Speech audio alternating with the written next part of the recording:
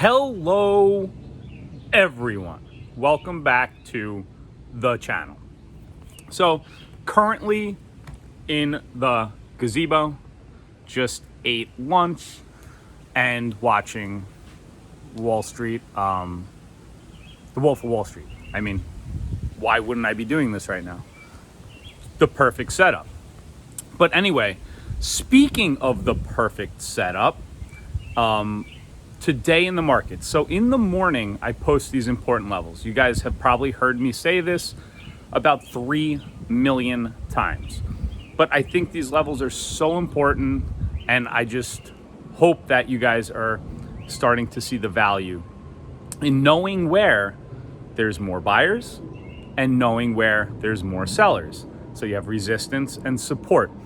This is very common. The most common form of trading is just trading like this. So knowing your levels, once you break a level, right? So I look at the Qs and I look at the SPY. I do my charting on the futures because the price action is almost 24/7. Once one of these key levels breaks, either to the upside, let's just talk upside because we're inherently bulls. We break to the upside. We go through resistance. One of my levels, like you would see in the video that I make today, we took a trade off it. I alerted Discord exactly what I was going to do, and it happened. That's why I'm making this video. It broke resistance where there was a clear level in the past, looking at volume, looking at price action, where there was more sellers than buyers. Well, today we got up to that level, stalled out, right? Broke the level. After about 10 minutes, we retested the level. This is key. It held.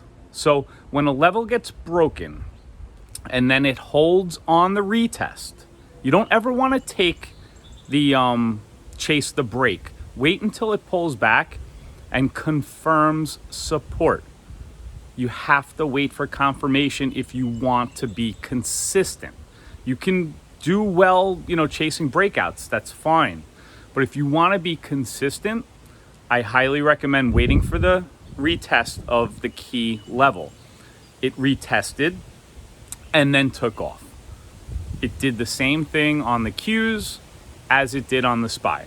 So in this video, I'm going to go over exactly my thought process, which I kind of just shared there, how I trade and what I trade and how I do it using options. So anyway, I'm going to enjoy the day. It's a little windy out, no big deal, but I will enjoy the afternoon, the gazebo, the movie, and just overall relaxing. So with that being said, sharing the screen. Sharing the moneymaker. Now, while this is a very, very small win, the key, okay, is this could always have been scaled up. That's the takeaway from this video. And after I get into showing exactly what I was doing, you will see that the area that I took the trade off of, and I'll just bring that up right here. Let's see here. We did the SPY call options right here at this level, okay? Now, let me just go over, I have the way that I trade options. I preload the contract and, I save this layout, SPY option strategy. Hang on one second. I'm just going to lower the volume on the TV.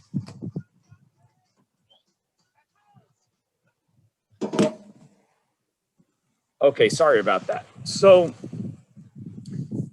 what I do is, now you can buy as many contracts as you want.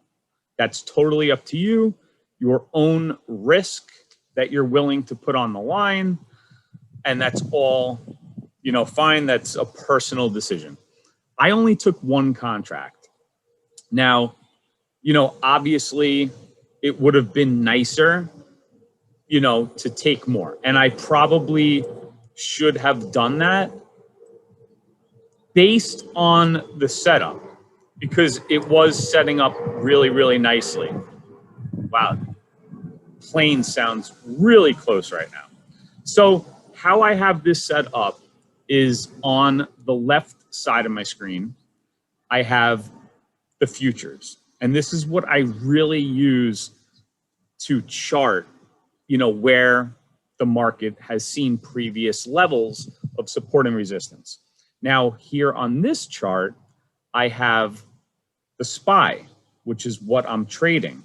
Now, over here, what I do is, and I'll show you how I preload the contract, and I'll also link that video in the description of how I set this up. All you do is you right click on the call contract that you want, send it over to what I have pre-saved here as the number 9, and then you go back to your active trader, and it's preloaded right here. So now all you have to do is just click it. As long as you have auto send on, you click and you're in. It's that simple. That's why I really like, having this set up. So let's just go over this trade that I took. Now, every single morning I come on Discord and Twitter and I post these levels, which you can see right here. Now, these are levels of support and resistance. Now, this level that I had here, this really key level on the SPY, was resistance all the way back 2 weeks ago. Couldn't get over here, couldn't get over here. Again, right up to it here. Now, today, if we break that level, this is just the thoughts in my mind. If we break, wait for the retracement back to the level, make sure it's going to hold up, because this market has been really, hasn't had much follow through, at least lately. And then take your long after it retests the level. It doesn't have to come back and touch the level, but you want to make your, and I'll bring it up here. Let me just pull this up. Hang on 1 second. Make this a little bigger so you can see. It doesn't have to touch the level, but the closer, and this is where I entered, the closer you get to this support level, your risk can get cut, if it breaks the level. So that's why I don't like to chase and buy here. I don't like to chase and buy this candle here, because then if it pulls all the way back, that is, you don't have to go that much into the red before you go green. It did hold up very nicely though. This is a retest. Now, this is only a 1 minute chart, but it retested immediately, and it held up, started to make, to move up a little bit, came back down, kind of, floundered around here for about 10 minutes, okay? Once I saw that I had a good entry, I knew where I was going to cut the trade if it ended up breaking down, but it didn't, and my contract got bought somewhere around 10:09, and then I sold at, going up through this candle right here. And while it wasn't a lot of money, I'm only trading one contract. You can trade 5 contracts, that's a very, 5 to 10 contracts on the SPY, because they only cost $1.43 this contract. So it's $143. You can very easily scale that. Now, I only did take one contract. That's why my win was lower. So that's something that, you can figure out for yourself how much risk you want to put on. So the levels on the SPY, we broke through. Let me go back to this bigger. But like I said, every single morning, right? I go into Discord and I post the key levels. Right on Discord, it's perfect. Everybody that's in there can see the levels for the day. If you're not in Discord, I do the same thing on Twitter. I go into Twitter every morning. There's the key levels. Everybody can see it. And, you can have up on another screen while you're trading these key levels of support and resistance. And then you go into your screens, and that's where, you can take your trades. Now, pulling back, let's just zoom in on this for the 1 minute. Okay. Ripped up through out of the gate. Hit its head on this level. The next minute, rip through. And then you can see here that this level was very key, because what you see here is consolidation. Anytime a level breaks, there's going to be a lot of this little, retesting, trying to figure out, is the move real? Is the move not real? And traders are just consolidating, finding, buying stocks at this point, selling stocks at this point, kind of just figuring out, are we going to hold this key level or not? And when you see this is just from today, when you see something like this, it shows how important and well respected this level was. All, the research into this level was totally accurate. And that's what I'm trying to get through with this video. So then not only that, we rip up, start to consolidate a little bit, and then our next key level is this 419.79. Now, it doesn't have to go to the exact level, just gets around that level. And that's what it did right here. And you can see this is a very bearish candlestick. It made the high of the day 11 cents under my key level. 11 cents. Once again, and seeing this candle, it shows that there's a lot of sellers up in this area. That's why it's resistance. Sold off ever since, started to make lower lows, lower highs, until, where we're at right now. Now, maybe it will retest this area, and you'll notice when it does go back to that area, if it goes back today, if it goes there tomorrow, the next day, at some point, you're going to see that area, and we can just pull it out here on a further time frame. This area of 400 and let's just call it 420 has seen a lot of resistance. So right here was basically the end of this move. Right here was the start of this move. And then it just got ripped through here and then retested. And then, right back here today. So that's why this level is key. At these levels here, there was a lot of volume, and that's why it became a level of resistance. Something like this that rips up and then comes right back down, you know that there's a lot of sellers that have been stuck above here. There's a lot of supply up there.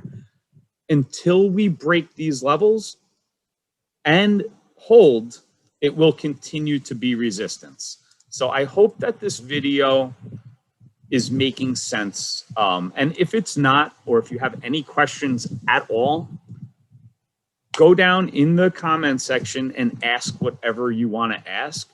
But also, when I do decide what contract I'm taking, and I probably should have said this before, I always choose, if I'm doing a call option, the first out of the money call option.